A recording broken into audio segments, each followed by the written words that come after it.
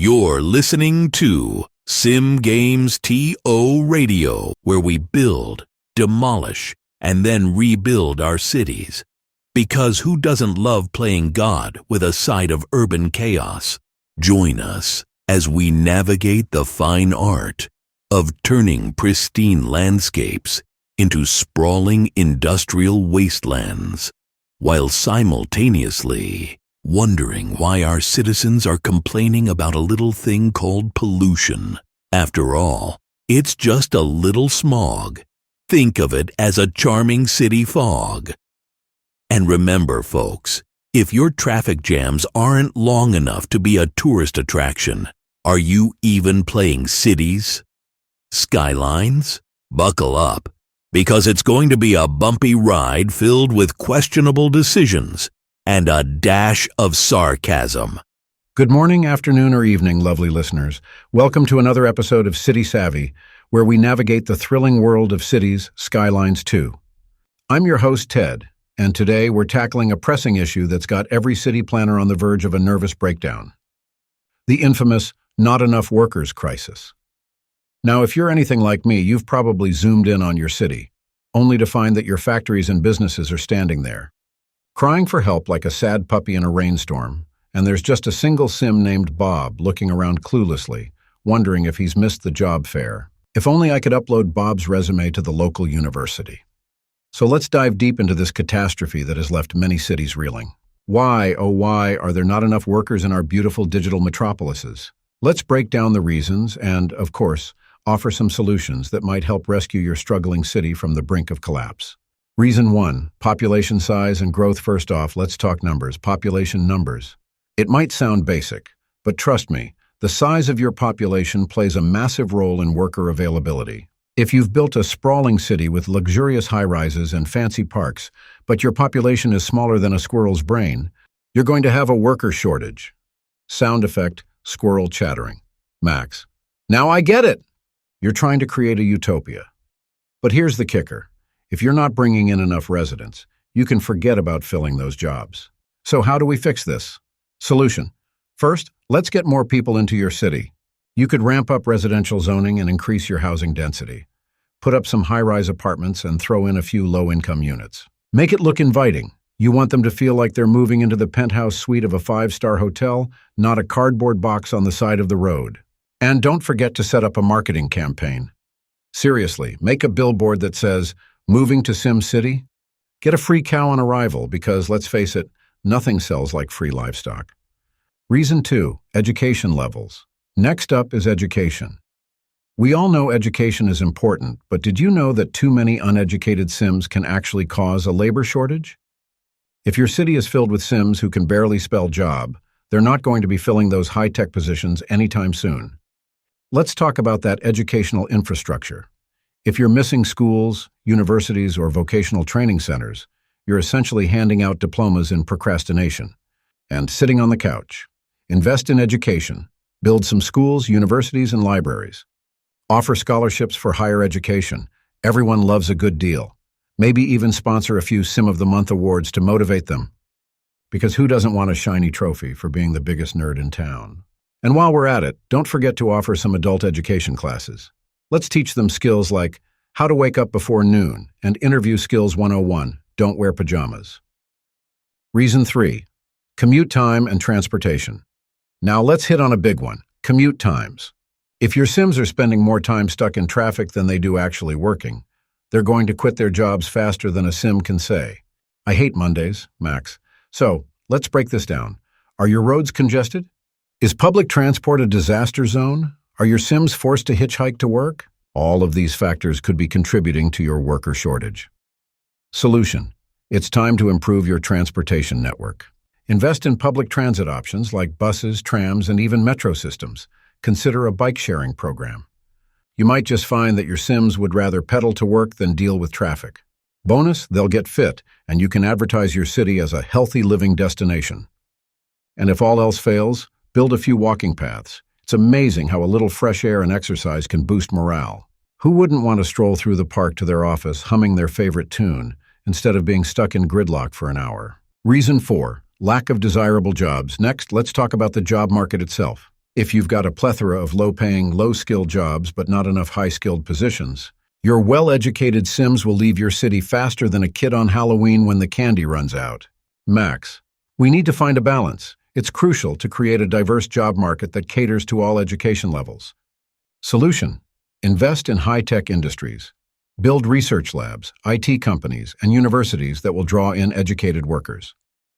Offer incentives for businesses that create jobs for all skill levels. And let's face it, if you promise a job at a tech company with a foosball table and free snacks, those high school graduates will come flocking. And don't forget to give your Sims a reason to stay. Make sure to advertise those jobs online. Maybe start a social media campaign. Working in Sim City, not just a job, but a lifestyle. Reason 5. Housing affordability. Housing affordability. The age-old battle of every city planner. If your housing is so expensive that even the Sims with good jobs can't afford to live there, you might as well put up a sign that says, "Welcome to the land of the homeless." You see, if your workers can't afford to live in your city, they'll simply move out, and you'll be left with nothing but empty offices and a sad little factory on the edge of town. Solution: implement policies that encourage affordable housing. Consider creating mixed-use zoning where residential and commercial spaces coexist. Provide subsidies or incentives for developers to build affordable housing. Maybe even put in place rent control policies. Nothing says welcome home like reasonable rent prices. You might even consider creating a Sim Living Fund, where you take a small percentage of tax revenue and allocate it to help low-income families afford housing. Everyone deserves a roof over their heads after all. Reason 6, economic instability. Let's face it, nobody wants to work for a company that's about to go belly up. If your economy is tanking, your Sims will run away faster than you can say, unemployment rate. Max, an unstable economy is the equivalent of a bad blind date. Your Sims are going to bolt. Solution: focus on economic growth, diversify your industry, invest in new technologies, and support small businesses. Keep your unemployment rate low by providing training programs for those who are struggling. Make it known that your city is a safe haven for job seekers. And hey, if you want to really boost morale, create a citywide Support Local Businesses Week. You'll have your Sims rushing out to buy artisanal jam and locally sourced kale like it's the hottest new trend. Reason 7. Disasters and crime rates. Okay, let's get a little serious here. If your city is constantly dealing with disasters, natural or otherwise, your Sims are not going to feel very secure about sticking around to work. Max, a city filled with crime and disasters is a city that breeds fear. Who wants to go to work when they're worried about a meteor shower or getting mugged on the way? Solution: focus on public safety. Increase police presence, build fire stations, and implement disaster preparedness programs. Make your city feel like a safe haven, not a horror movie set. And for goodness sake, if a disaster strikes, have a plan in place. Simulate disaster scenarios and train your emergency responders. Your Sims will appreciate it, and they might even stick around to work if they know they won't get washed away in a flood. Reason 8. Health issues. Finally, let's touch on health. If your Sims are constantly getting sick or dealing with health issues, they aren't going to show up to work. Do you have adequate healthcare facilities? Are your Sims taking care of themselves? If they're spending their days binge-watching reality TV and eating junk food, they're going to be too sick to work. Solution: build more healthcare facilities. Invest in hospitals and clinics, and implement programs to promote healthy living. Create parks and recreational facilities that encourage physical activity. And why not offer some incentives for healthy behavior? Perhaps a Healthy Sim of the Month award? Nothing gets your Sims more excited than the chance to win a trophy for not being a couch potato. So there you have it, folks. This is Problem Solving with Ted, and I'm Ted. You're listening to Sim Games TO Radio, where your dreams of urban utopia collide with the harsh reality of traffic jams that would make a snail look like a race car driver. Forget about that picturesque skyline you envisioned. Here, we specialize in creating sprawling metropolises that look more like an abstract art piece made by a toddler on a sugar rush. So grab your virtual hard hat, because today we're diving headfirst into the thrilling chaos of zoning laws gone wrong, pollution levels that could rival a sci-fi horror movie, and the constant battle between your citizens' demands for parks, and their mysterious obsession with living next to power plants. Buckle up, city builders. Let's get ready to turn those charming little neighborhoods into a chaotic carnival of poor decisions. Good morning, city planners, simulation enthusiasts, and everyone else tuning in today. You're listening to SimCity Solutions, where we break down the big problems in cities, Skylines 2, and brainstorm the best fixes for them. I'm your host, Ted, and today, we're going there. Yeah, I'm talking about one of the most frustrating issues we all face in our virtual cities, high rents. Now, if you've spent any time in cities Skylines 2 trying to manage your growing city, you've probably noticed a familiar pattern. You build a nice new residential district, Sims move in, things are going great, and then bam. Suddenly, you've got a bunch of angry, homeless Sims camping outside your high-rise apartments because the rent is so astronomical. Even the Sims living in the penthouses can't afford it. Sound familiar? Yeah, I thought so. So today we're going to break down why this happens, what's causing this ridiculous rent surge, and more importantly, what you can do to fix it. Because let's face it, having your Sims live in overpriced shoebox apartments is neither sustainable nor realistic. And trust me, we're trying to keep this city of ours functional, not a dystopian nightmare. But before we dive into the how-tos of fixing this, let's start with a big question. Why does rent skyrocket in cities, Skylines 2 in the first place? There are a few key reasons for this, and understanding them is the first step to solving the problem. So, buckle up because we're about to take a deep dive into the murky waters of virtual economics. Let's start with the most obvious one, good old supply and demand. It's the basic law of economics, right? When demand for housing goes up and supply stays the same, or even worse, decreases, the price of rent shoots up. And in cities, Skylines 2, this plays out in real time as your city grows. So, what causes that demand to spike? There are a couple of key culprits here. First off, if you're building a successful, booming city, good job, by the way, more and more Sims are going to want to move in. You've got jobs, services, entertainment, everything Sims want. But if you're not building enough residential zones to accommodate that influx of new residents, you're going to run into trouble. Think of it like this. You're hosting a party, but there's only enough seating for half the guests. Guess what? The rest are standing outside, and they're not happy about it. So, how do we fix this? Easy, right? Just build more housing. But of course, it's not that simple. Just throwing down a few more residential zones isn't going to solve the problem. We've got to be strategic. First off, make sure you're zoning a mix of high and low-density residential areas to meet the needs of different income levels. You don't want to end up with a city full of luxury apartments that only your top 1% can afford. You need some affordable housing too, or you're just going to keep pushing the problem further down the road. But that brings us to another point, because sometimes building more houses isn't enough. Let's talk about zoning. And I know zoning isn't exactly the most exciting topic, but trust me, if you screw this up, you'll be tearing your hair out when your city's population growth turns into a traffic-jammed, high-rent mess. First off, are you making sure you're zoning enough residential land in the first place? It's easy to get distracted by all the shiny commercial and industrial zones. But if you don't keep a healthy balance between residential and other zones, rent's going to spike. When there's more demand for homes than there is land available, land value goes up, and with it, rents rise faster than you can say SimCity foreclosure. But it's not just about having enough residential zones. It's also about where you're putting them. Here's the thing, location matters. You've got your city center with all the fancy commercial buildings and offices, right? Well, if you're only building luxury high-rises in the most desirable areas of your city, next to parks, schools, and public transport hubs, you're going to end up with a housing market that caters only to the wealthy. Meanwhile, your middle-class and lower-income Sims are getting priced out. And look, I get it. It's tempting to place all the good stuff in one place, but unless you're actively trying to create a Sim-based version of San Francisco, where tech bros thrive and everyone else lives in a cardboard box, spread out those services.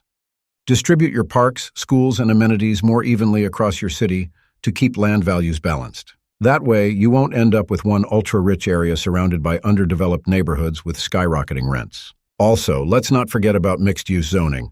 This is one of my favorite tricks in the cities, Skylines 2 Toolkit. If you're only zoning specific areas as residential and others as commercial, you're missing an opportunity. By blending residential and commercial zones, you create neighborhoods where Sims can live, work, and shop, all within walking distance. This reduces commute times, increases land use efficiency, and helps prevent one area from becoming the overpriced, trendy part of town that nobody can afford to live in. All right, next up is land value. Now, land value is a tricky beast because on the surface, it seems like a good thing, right?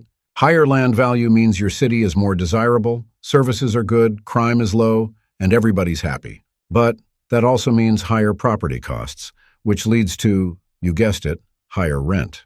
There are a few things that can cause land value to skyrocket, and you've got to manage them carefully. First, let's talk about services. Parks, schools, hospitals, police stations. These are all things that increase land value, and they're great. But here's the kicker. If you cluster all of your services in one area, the land value there will skyrocket, and the rent will follow suit. You've got to spread these services out. Make sure that every neighborhood has access to decent amenities without turning certain areas into prime real estate hotspots. You also need to pay attention to your city's infrastructure. Good public transport systems, clean streets, and low pollution all contribute to high land value.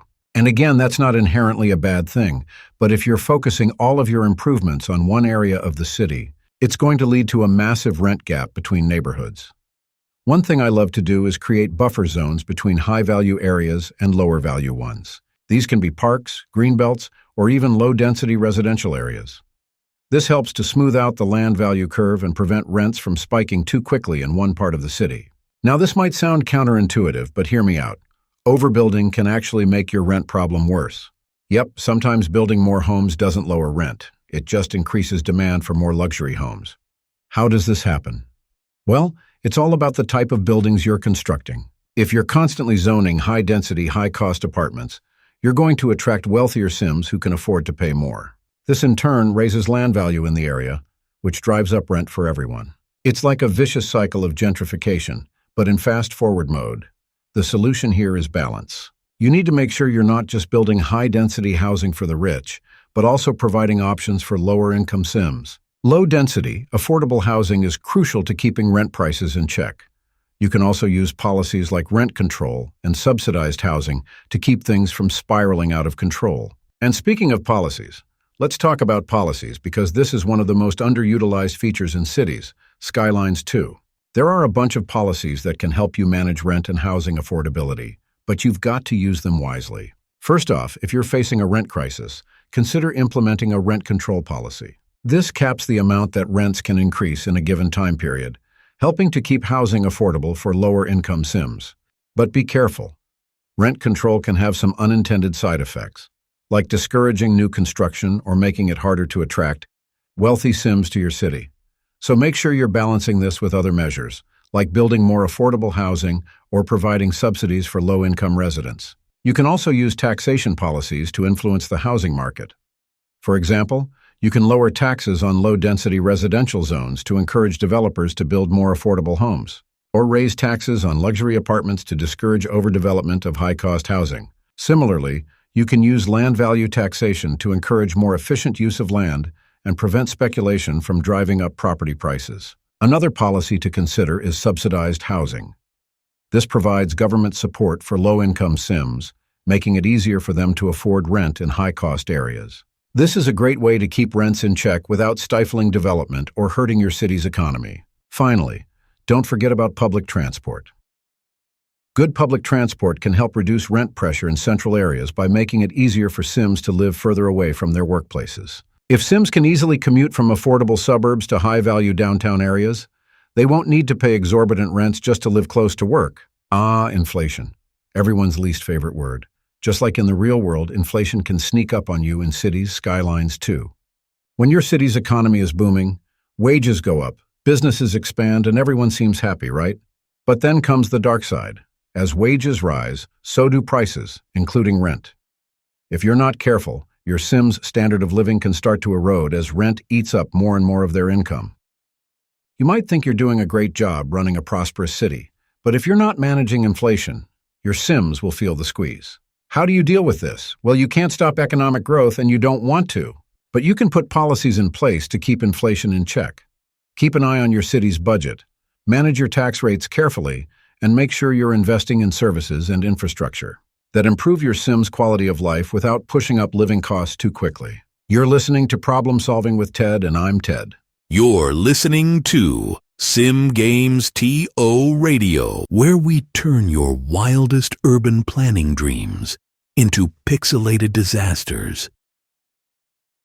Today, we're diving into the delightful chaos of cities. Skylines. You know, the game where you can build a thriving metropolis. Or, more likely, create a sprawling wasteland of traffic jams, pollution, and angry citizens who can't find their way to the nearest coffee shop without losing a limb.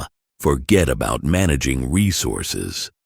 Let's focus on making sure your citizens are happy while they choke on the smog from that shiny new factory you just plopped down next to their park. So grab your hard hats, folks, because we're about to turn this city into the glittering gem of despair it was always meant to be. Good morning, good afternoon, good evening to all you city planning masterminds out there. Whether you're sipping coffee and looking at your crumbling metropolis, or maybe you're already knee-deep in traffic issues, I'm your host, Ted, and this is Problem Solving with Ted, the show that takes a hard look at the soft spots in your city's Skylines 2 empire. Today, folks, we're tackling one of the most fundamental yet frustrating aspects of city building, low land value. Yes, you heard it right. The silent city killer, the enemy of real estate tycoons, and the bane of any ambitious mayor who just wanted to make a nice, cozy neighborhood. We've all been there. You're building what you think is the perfect city. Great layout, solid infrastructure, beautiful parks, and then bam! You notice half of your residential areas have the land value of a desert wasteland. Sims are unhappy.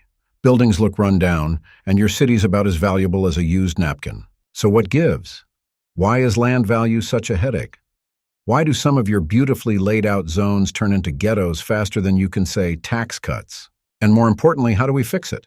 Buckle in, because we're going to take a deep dive into all the nitty-gritty details of what causes low land value, why it happens, and how to solve it.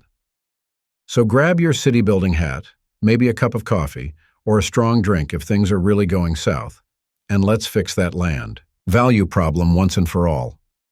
Before we can fix anything, we've got to understand what's causing it. Think of it like city therapy. Your land's got some serious issues, and we're here to play the role of city planning psychologist. Let's look at the main culprits behind low land value, shall we? Pollution, the smog monster in the room. Let's start with the obvious one, pollution. There's nothing that drives down land value faster than a good old dose of smog, sewage, and industrial runoff. You ever try to sell a house next to a sewage outlet? Good luck with that. In cities, Skylines 2, pollution comes in many forms. Air pollution from factories, noise pollution from traffic, ground pollution from industrial zones, and of course, the charming waterfront view of untreated sewage flowing into your rivers. Pollution isn't just ugly, it's a land value assassin. The second your beautiful suburban dream home is within smelling distance of that factory spewing toxins, the land value plummets like a bad stock. Solution? Move it. No, seriously. The first thing you need to do is separate your dirty zones from your clean, happy residential areas. Think of it like organizing your sock drawer. Clean socks in one place, sweaty gym socks in another. Make sure your industry, sewage treatment plants, and landfills are far away from where people live, preferably on the outskirts of town. And hey, don't forget about the wind. If the wind's blowing all that lovely pollution into your residential zones, you've just created a smoggy death trap for your land value. 2. Lack of services. Where's the fire department when you need it? Another major land value killer is the lack of services. Your Sims aren't going to want to live in an area where they feel neglected. If there's no police station nearby, they'll worry about crime. If there's no fire department, they'll start eyeing their curtains suspiciously every time they use the toaster. No health care? Well, that flu outbreak is going to hit hard, and good luck raising property values in a neighborhood full of sneezing, miserable Sims. Solution? Invest in services. Your city is a living, breathing organism, and like any organism, it needs support to stay healthy. Make sure your residential areas are covered by police, fire, healthcare, and death care, because let's face it, people die. A well-served area isn't just safer, it's more valuable. Plop down that shiny new firehouse and watch as the land value ticks upward like magic. And let's not forget schools. Educated Sims make more money, pay higher taxes, and demand nicer homes. Schools are like gold mines for land value. If your Sims can't send their kids to a decent school nearby, the neighborhood's going to feel like it's stuck in the dark ages. For noise pollution, turn down the volume, will ya? You ever try to sleep next to a freeway? It's like living inside a drum kit at a rock concert. Noise pollution is a sneaky land value killer that you might not notice until it's too late. Busy roads, trains, airports, and even commercial areas can generate a ton of noise pollution that makes Sims unhappy and drives down land value faster than a jackhammer at 6 a.m. Solution zoning is key here. Keep your high-traffic areas, like commercial and industrial zones, away from residential areas. If you must have roads running near your homes, use sound barriers and trees to help reduce the noise. And if you're building highways or train tracks, consider running them underground or elevated, which reduces the noise impact on nearby homes. It's like giving your city noise-canceling headphones. 4. Unattractiveness. Where's the charm? Okay, let's get a little superficial. No one wants to live in an ugly neighborhood. If your city looks like it was designed by a committee of angry robots, with no parks, no trees, and nothing remotely pleasant to look at, your land value is going to tank. This is what I call the concrete jungle problem. You've got tons of roads, buildings, and industry, but zero charm. Solution? Beautify, beautify, beautify. Plant trees along your streets, build parks, plop down some plazas, and maybe even throw in a few monuments or landmarks. Parks aren't just eye candy. They actually increase the land value of nearby zones. And don't underestimate the power of water. Waterfront property, even if it's just a small lake, boosts land value. Give your Sims some nature to enjoy, and they'll be much happier. Traffic congestion, the gridlock curse. You ever sit in traffic for an hour just to move 1 mile? Annoying, right? Well, your Sims feel the same way. Heavy traffic not only creates noise pollution, but it also makes neighborhoods less desirable. Imagine trying to sell a home where the main selling point is, well, it's a lovely house, but you'll spend 2 hours getting out of the driveway during rush hour. Not exactly a winning pitch. Solution? Fix your traffic. Easier said than done, I know, but traffic flow is key to maintaining high land value. Use public transportation to take cars off the road. Build highways and larger roads for heavy traffic areas, and use one-way streets to manage flow. And please, for the love of all that is Simlish, stop building intersections every 10 feet. Use roundabouts, overpasses, and dedicated lanes to keep things moving smoothly. 6. Crime. Where are the cops? If crime is running rampant in your city, land value will drop like a lead balloon. Sims don't want to live in areas where they feel unsafe, where crime rates are through the roof, and where every corner store seems to get robbed every Tuesday. Crime and land value go hand in hand. More crime equals lower land value. Solution? Get those police stations up and running. Make sure there's adequate coverage in your residential zones and that you have enough patrol cars to keep the bad guys in check. You can also build prisons if things are getting really out of hand.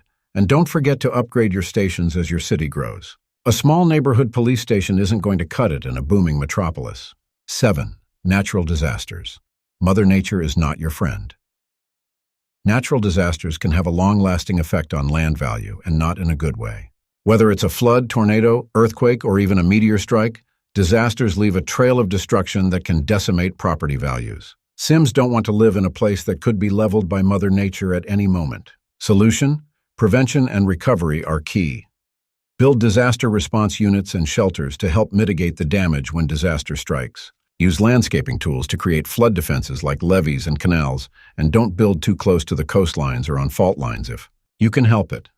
After a disaster, rebuild quickly and make sure your city bounces back with proper infrastructure and services. Are taxes too high? Paying through the nose. Here's a fun one. High taxes. Yep, you can make your city so expensive to live in that it actually drives down land value. You ever get that sinking feeling when you open a tax bill?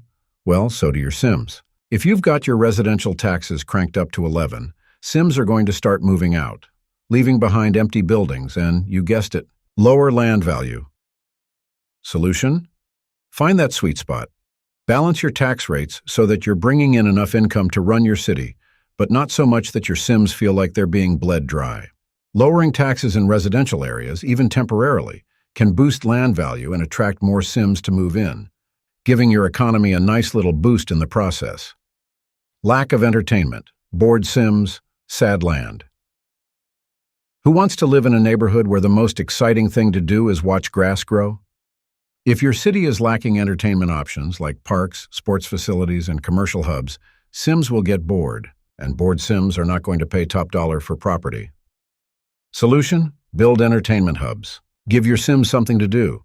Whether it's a stadium, a zoo, or a shopping mall, entertainment boosts the desirability of nearby areas. Mix in a few unique buildings or attractions, and you'll see land value shoot up. Make your city a place where Sims want to live, not just because of good schools, but because they can have a fun night out without having to leave town. Part 2. Strategic Fixes, a holistic approach to raising land value. All right, so now we know the causes. We've covered the pollution, the lack of services, the noise, the traffic, the crime, all the little demons lurking behind your low land value problem. But fixing each of these individually only gets you so far. If you want to take your city to the next level, you've got to approach it holistically. Let's talk strategy. Balance. Your zoning is the backbone of your city. If your zones are all out of whack, no amount of parks or police stations will save you. Make sure your zones are balanced. Industry and commercial far from residential, parks and services evenly distributed, and a mix of high and low density zones to cater to different income levels. One thing that often gets overlooked is the importance of high density residential areas in boosting land value. High-density housing brings in more Sims, which increases demand for services, entertainment, and shopping, all of which drive up land value. You're listening to Problem Solving with Ted, and I'm Ted. You're listening to Sim Games TO Radio, where we celebrate the joys of urban chaos and laugh in the face of city planning. That's right, folks. Where else can you watch your citizens complain about traffic jams while simultaneously turning their homes into charming little fire hazards? Join us as we dive into the delightful disaster of managing a metropolis, where the only thing thicker than the smog is the bureaucratic red tape. So buckle up, grab your virtual hard hats, and prepare for a wild ride through the glorious mess we call cities. Skylines. Let's build some chaos, shall we? Welcome, my fellow virtual city planners, architects of the digital age, mayors of simulated chaos. This is Ted, your trusty guide to the vibrant, bustling, and sometimes downright frustrating world of cities. Skylines 2. You're tuned in to Problem Solving with Ted, where we try to keep our virtual cities from spiraling into anarchy, even if it means a little tough love. Now, today's topic is one that has me boiling like the polluted rivers I failed to clean up in my last city build. Yes, we're talking about a plague upon our Sims, a wave of illness that's sweeping through our towns and cities, turning once healthy citizens into coughing, sneezing, bedridden messes. That's right, folks. Today's episode is all about the Sims getting sick problem in cities. Skylines 2, and how we can fix it before our cities look like post-apocalyptic wastelands filled with hospitals and cemeteries. Now I can already hear some of you shaking your heads, maybe rolling your eyes like, come on, DJ Skyline, sickness? Really? Is it that big of a deal? Well, let me tell you something, fellow city planners. When half your city is lying in bed with the flu, your industries grind to a halt. Your workforce disappears faster than you can say overburdened healthcare system. And don't get me started on the budget issues that come with mass medical care. You'll be hemorrhaging more money than a rookie mayor after a botched tax hike. So yes, sickness is a serious problem, and today we're going to talk about exactly what causes it, and most importantly, how to stop it. Water pollution, the invisible menace that's lurking under the surface, literally. Here's a basic fact for any would-be city planner. If your Sims are drinking sewage water, they're going to get sick. Shocking revelation, I know. But you'd be surprised how many players somehow forget this simple truth. Now listen, in cities, Skylines 2, water management is a delicate balance. You've got fresh water flowing in, sewage flowing out, except sometimes that sewage finds its way back into your water supply. And what happens next? Yup, your Sims are sipping on what we in the biz call the brown milkshake of doom. Water pollution is probably the most common cause of illness in the game, And it happens when you place your sewage outlets too close to your water intake pipes. For example, you've got a lovely river running through your city, and you think, hey, I'll just plop my sewage outlet downstream. No biggie. But then you zoom out and oops, the river current just happens to flow in a circle, and that sewage is making its way right back to your water pumps. Before you know it, your Sims are ingesting a cocktail of industrial waste and Sim effluents, and then, boom, epidemic. This one's pretty straightforward, folks. Be meticulous about where you place your water intake and sewage outlets. Always put them on opposite ends of the water system. Make sure the water intake is upstream, and the sewage outlet is as far downstream as possible. If you're playing on a map without natural rivers, make sure your water networks are separate. Use water towers if necessary, and monitor pollution levels religiously. Seriously, check that pollution overlay like your virtual city depends on it, because it does. Pro tip, if you're dealing with a stagnant water body like a lake, be extra careful. Lakes don't have strong currents, so any sewage you dump will just sit there waiting to make your Sims sick. Don't get lazy with the placement, and for goodness sake, don't put sewage pipes in lakes. 2. Ground pollution, your industrial nightmare. If water pollution is the silent killer, then ground pollution is the toxic bully you can see from a mile away. You know the one. It's that hideous purple smear on your pollution overlay. And where does it come from? Industry. That's right. All those lovely factories belching smoke and working 24/7 to churn out goods for your city. Yeah, they're also turning the ground into a wasteland of carcinogens. Whoops. But wait, it's not just your industry zones that are the culprits. Oh no, we've also got landfills, incinerators, and even some forms of commercial zones spewing pollution like there's no tomorrow. And where does this pollution end up? Right in the lungs of your poor Sims who are just trying to live their lives, minding their own business, working hard, and hoping they wouldn't be living next to a toxic dump. Guess what? They are. And they're getting sick because of it. The solution. When it comes to industrial and ground pollution, the key is separation. Your industrial zones need to be quarantined like they're carrying the plague, because they kind of are. Make sure you place your residential zones far, far away from any sources of ground pollution. Use zoning tools to put big buffers, parks, forests, empty space, between industry and housing. Trees can help reduce ground pollution, so plant forests around your industrial areas, but don't expect them to be miracle workers. At the end of the day, distance is your best friend. Also, remember that pollution doesn't just affect the land. It seeps into your water table, too. If you build water pumps too close to polluted ground, guess what? Polluted water. So, always double-check your water sources when laying out your industrial zones. And don't think you can get away with plopping down an incinerator or landfill right next to your town center, either. You'll have a revolt on your hands faster than you can say NIMBY. 3. Traffic congestion. Where there's smoke, there's trouble now. Here's a sneaky one that might not be obvious at first. Traffic congestion. Wait, you might ask, how does traffic make my Sims sick? Well, let me tell you, it's all about air pollution. When you've got miles of gridlocked traffic, all those cars, trucks, and buses are spewing out exhaust fumes like nobody's business. It's not just bad for your city's transportation efficiency, it's also bad for your Sims' lungs. If you're dealing with constant gridlock in your city, especially near residential zones, the air quality is going to take a nosedive. And what happens when Sims breathe in polluted air for too long? Yep, they get sick. It's like living in a permanent smog cloud. And let's be real, if you're cramming 10-lane highways through the heart of your city, you're basically begging for a respiratory crisis. The solution: traffic management, folks. It's not the most glamorous part of city building, but it's crucial for keeping your Sims healthy.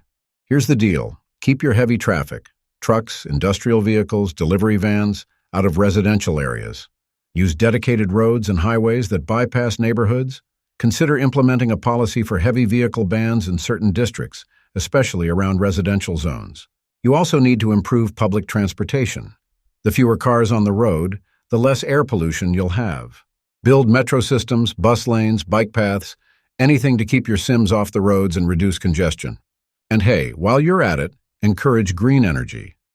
Electric buses and cars might not solve all your problems, but they'll certainly make a dent in air pollution. And please, for the love of all things urban planning, don't let traffic pile up near your healthcare facilities. The last thing you need is a bunch of ambulances stuck in a traffic jam while your Sims are dropping like flies from air pollution-induced illnesses. 4. Poor healthcare coverage. Doctor, where art thou? Let's talk healthcare, people. You can have the cleanest water, the freshest air, and the greenest spaces.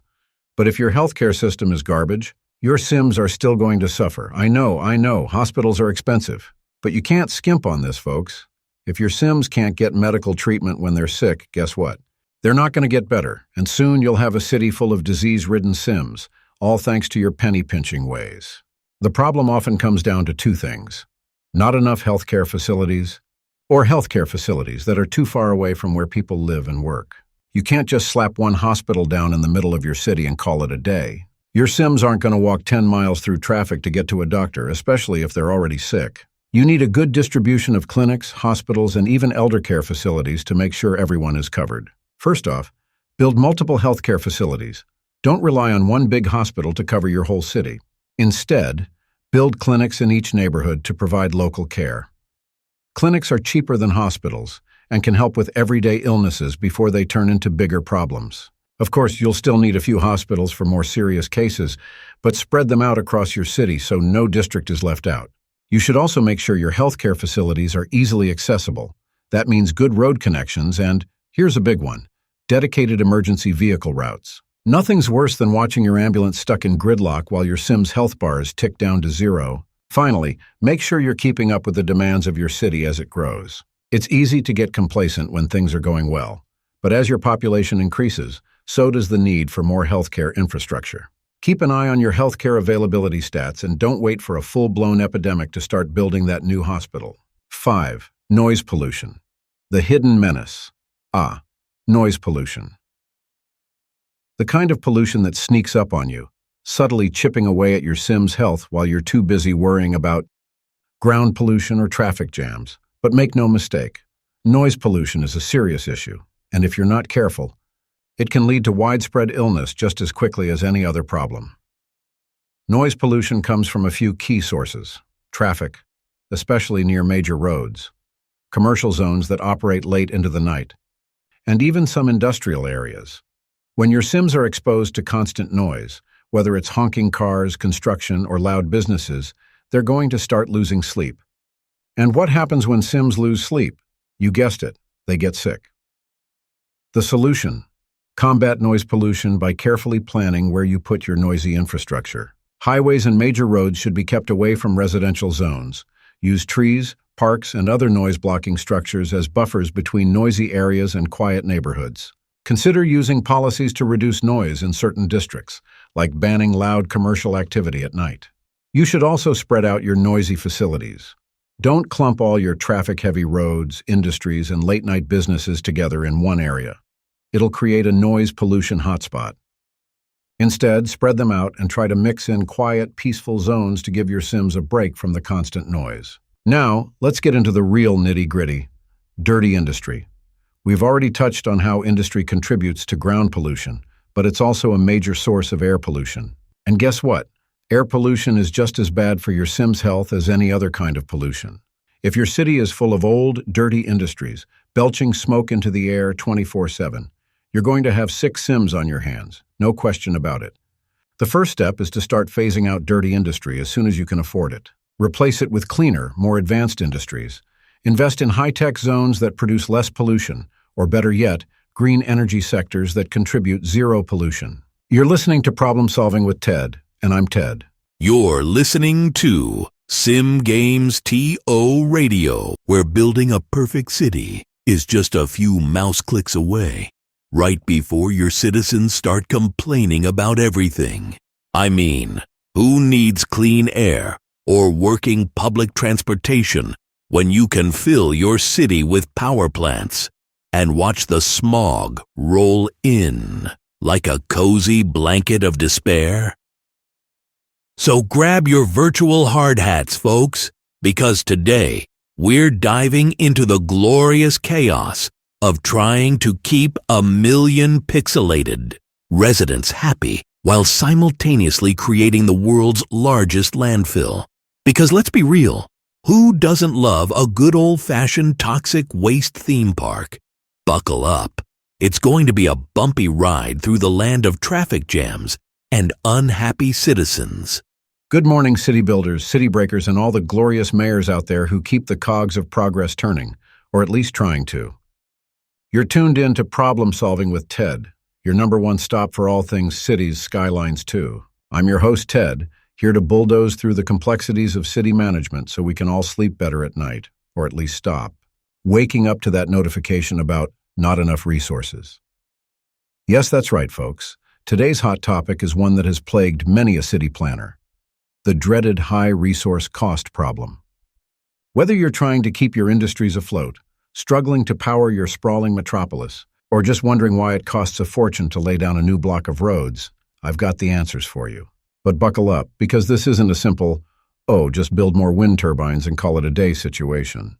No, we're diving deep into all the possible reasons your resource costs are spiraling out of control, and trust me, there are many. We're talking about everything from inefficient supply chains to poorly planned industry districts to that one time you thought importing oil from halfway across the map was a genius idea. Spoiler alert, it wasn't. But don't worry. By the end of today's show, you'll be well armed with all the strategies you need to keep your city running smoothly without bankrupting yourself in the process. So grab a cup of coffee, put your feet up, and let's get into it. Before we start throwing out solutions, it's crucial to understand the different factors that contribute to high resource costs in cities. Skylines 2. And let me tell you, there's a laundry list of things that can go wrong in your resource management. But I'm here to help you avoid the endless loop of import more, spend more, go broke faster. So, what are the main reasons for the high cost of resources? Let's face it, we all get a bit lazy in our city building from time to time. Instead of setting up proper production chains, we decide, hey, let's just import some steel. How expensive could it be? Spoiler alert, very. One of the most common causes of high resource costs is relying too heavily on imports. Sure, it's easy to just click import and let someone else do the hard work, but here's the catch. Every time you import resources, you're paying not just for the materials, but also for the transportation, logistics, and whatever imaginary bureaucratic fees come with trading in the simulation world. Imports can also be a hidden killer when it comes to traffic. If you have a poorly planned road system or no dedicated cargo lines, those delivery trucks will clog up your streets faster than a fast food drive-through during lunch hour. And as traffic grinds to a halt, delivery times get longer, and suddenly your industries are left waiting for goods that are stuck in traffic. Guess what happens next? That's right, more costs. Now let's talk about placement. In cities, Skylines 2, location isn't just important, it's everything. Poorly placed industries are one of the top causes of high resource costs. I see it all the time. Someone slaps down a sawmill right next to the residential district because, hey, the land was cheap. But here's the deal. If your industries are too far from the resources they need, they're going to be expensive to run. Every time one of your factories needs a delivery of raw materials, trucks have to travel long distances to get it. That's time, that's fuel, and that's money. Think of it like trying to make a sandwich, but your bread is in the kitchen, your cheese is at the grocery store 10 miles away, and your knife is in another dimension. It doesn't work, and it's going to cost you way more in the long run. Solution: you need to be strategic with your zoning. Place your industries near the resources they need. Timber mills should be near forests, refineries near oil fields, and so on. It sounds simple, but you'd be surprised how often people forget this basic rule of city planning. Also, make sure you've got a smooth, dedicated cargo transport route to get those materials to your industries without having to wade through the traffic jams caused by your bustling downtown. Oh boy, where do I even start with traffic? Traffic is the silent killer in cities. Skylines 2, folks. You think everything's going fine, and then bam. Your resource costs skyrocket because half your city is gridlocked.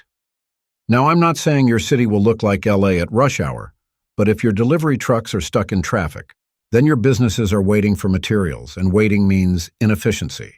Inefficiency means, yep, you guessed it, higher costs. Trucks and other delivery vehicles use fuel, and every minute they spend idling in traffic is wasted money. Not to mention, traffic also causes delays in getting finished goods out to your commercial districts, meaning your shops are sitting there with empty shelves, and nothing ticks off Sims more than empty shelves, except maybe not having enough parks or schools or power. Okay, Sims get mad about a lot of things, but resource shortages definitely make the list. Solution: you need to master traffic management if you want to reduce resource costs. This means dedicated cargo lanes, efficient highway access, and public transportation systems that get cars off the road. Consider setting up freight hubs or using rail networks to transport goods more efficiently across your city. Think of it like creating an express lane for your resources, making sure they get where they need to go without detours. Through your traffic-jammed downtown. Infrastructure, the unsung hero of every city. And when it's outdated, well, that's when things get expensive, fast. If you're still relying on dirt roads to get your delivery trucks to your factories, you've got bigger problems than just potholes. Outdated infrastructure can cause a significant drag on your city's economy. Not only does it slow down transportation, but it also increases wear and tear on your vehicles, which, guess what, leads to higher maintenance costs. And let's not forget about your utilities. Are your power lines from the Stone Age? Is your sewage system struggling to keep up with the demands of your growing population? If your utilities are inefficient, you're going to see higher operating costs across the board. Water, electricity, sewage, if these systems aren't optimized, they're draining your budget faster than you can say, upgrade. Solution. It's time for some good old-fashioned investment in infrastructure. Upgrade your roads to higher capacity ones that can handle more traffic. Invest in advanced utility systems like solar power or efficient water treatment plants. And for the love of SimCity, please don't neglect public transportation. Every sim that takes a bus is one less car on the road, and that means smoother deliveries and lower resource costs. Here's another sneaky problem that often goes unnoticed. You're overproducing resources you don't need. That's right, sometimes you're cranking out way too much of one resource while letting another go underproduced. What's the result? You've got warehouses full of goods you can't sell, while you're importing or paying a premium for something else. Overproduction isn't just a waste of space, it's a waste of money. I've seen it before. A mayor gets really excited about their new ore mine, sets it to maximum production, and suddenly they've got enough steel to build a fleet of space shuttles, but no one in the city actually needs that much steel. Meanwhile, they're still importing oil at exorbitant prices because they didn't think to diversify their industries. Solution. You need to balance your production. Use the game's economy panel to monitor how much of each resource you're producing versus how much you're actually using. If you notice you're producing too much of one resource, either scale back production or find a new use for it. For example, export the excess to other cities or use it in advanced production chains to create higher value goods. Speaking of advanced production chains, let's talk about high-tech industries. In cities, Skylines 2, one of the best ways to reduce overall resource costs is to move toward advanced industries. Basic industries, like logging, mining, or farming, are great for getting started, but they're not particularly efficient in the long run. Advanced industries, on the other hand, can take those raw materials and turn them into high-value products, which means more profit for you and fewer wasted resources. For example, instead of just cutting down trees and selling the lumber, why not take that lumber and turn it into furniture? Instead of just mining ore, why not refine it into advanced metals? Not only will you make more money from the same resources, but you'll also reduce the number of raw materials you need to import, since you'll be making more of your own high-value goods. Solution: if you haven't already, it's time to start upgrading your industry. Build advanced production facilities, invest in research and development, and shift your focus toward high-tech goods. This is where the real money is made in cities, Skylines 2, and it's one of the best ways to reduce resource costs in the long term. Here's one people often overlook: environmental sustainability. If you're constantly extracting resources from the land without any consideration for the environment, you're going to run into problems eventually. Resource depletion is a real thing in cities, Skylines 2, and if your natural resources run dry, you'll be forced to import them at a premium. That's not a fun place to be when you're trying to run a profitable city. For example, if you overfarm a piece of land or over-extract oil, that resource will eventually run out. When it does, you're left with a barren wasteland and a bunch of factories sitting idle. This can lead to skyrocketing resource costs as you scramble to import what you need from elsewhere. Solution: practice sustainable resource management. Rotate your industry so that no single resource is overexploited. Use renewable energy sources like wind or solar to reduce your dependency on non-renewable resources. And for the love of all things SimCity, plant some trees. A healthy environment not only looks good, but also ensures that your resources will last longer. Now, if there's one thing I've learned from watching countless mayors run their cities into the ground, it's that many people ignore the economy panel. You know, that little tab that tells you exactly how much you're spending on imports, how much you're earning from exports, and where your money is going? Yeah, that thing. It's not just there for decoration. If you're not paying attention to your city's economy, you're probably hemorrhaging money and don't even know it. The economy panel is your best friend when it comes to resource management.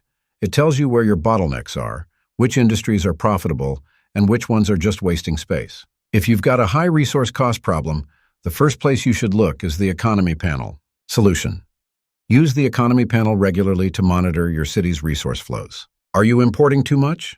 Exporting too little? Spending too much on maintenance? The answers are all there. Adjust your city's policies, production levels, and trade routes based on the information you find in the economy panel. It's not glamorous, but it's essential for keeping resource costs under control. At the end of the day, solving the high resource cost problem in cities, Skylines 2 is all about balance. You need to balance your imports and exports, your production and consumption, and your industries and infrastructure. There's no one-size-fits-all solution, but by understanding the causes of high resource costs and implementing the strategies we've discussed today, you can bring your city's finances back under control. Remember, over-reliance on imports, inefficient industry placement, traffic congestion, outdated infrastructure, and unsustainable resource extraction are all common pitfalls that can lead to skyrocketing resource costs. But with careful planning, strategic investments, and a little bit of city-building wisdom, you can overcome these challenges and create a thriving, self-sufficient metropolis. That's all for today's episode of Problem Solving with Ted. I'm Ted, and I hope you're walking away with some new ideas for how to tackle those pesky resource costs. Keep your city thriving, your industries efficient, and your resources flowing. Until next time, happy city building